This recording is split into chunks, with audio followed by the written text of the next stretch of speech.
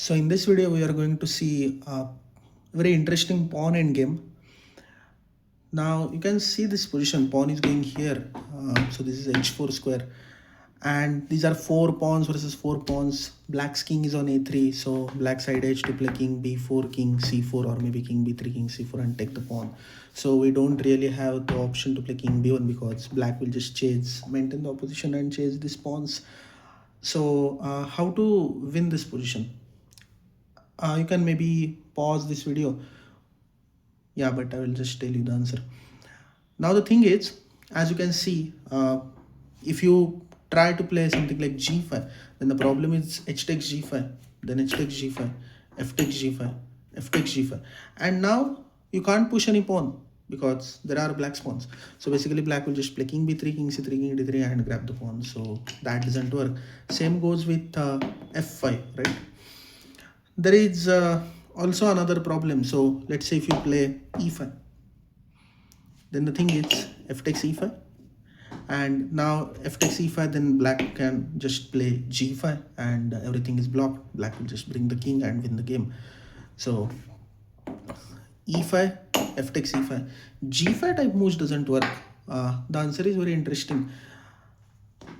Black can play e takes f4, now g takes h6, f3, h7, f2, h8 queen and f1 queen, and that's a mate, you can see.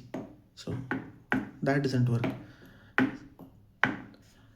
Interestingly, there is one more option, which is e5, f takes e5, and now h5. We'll see that, but the correct move is h5. And the reason is black must take g takes h5. The overall point of this position is somehow we want to create one passed pawn. But if we create, let's say, g passed pawn, eventually what black is going to do is black will take either this or this pawn. And once we push g6, then f3, g7, f2, g8 queen and f1 queen. And that will be the checkmate. Same goes with e and h square.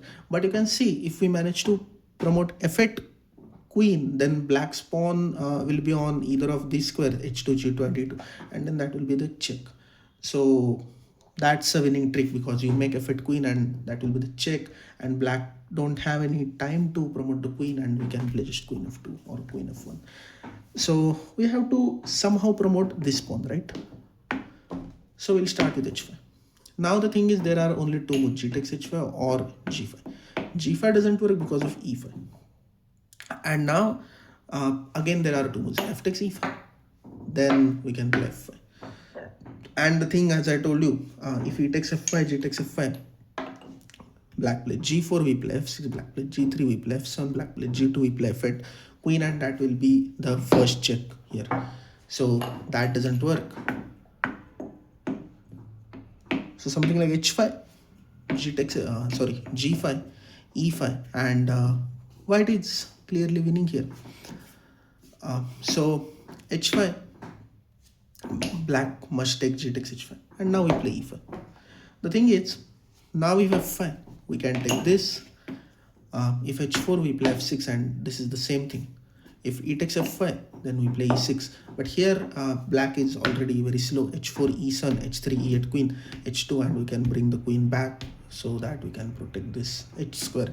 So the main answer is we play h5, gh5, then e5, and black is forced to take this, and we play f5, sacrificing 2 pawns to get a check. So he takes f5, g takes f5, and then h4, f6. Whatever we play, h3, f7, h2, and then f8 queen is checkmate. So there is one trick here, which is, imagine what if you start with e5 rather than playing h5. Yeah? But the problem with e5 is f into e5, h5. If you play g takes h5, then this is losing because of f5. Same goes with g5, then f5. But here black can just take e takes f4, take f3, g7, f2, queen, and then this queen. And that's checkmate. So that doesn't work. And this is why it's very important to always create this f8 and queen so that white can give a check, and that's why h5 is only move to win the game, so that white always get this f passed pawn and not g passed pawn. Yeah, I hope you really enjoyed this video. If yes, then do subscribe to the channel.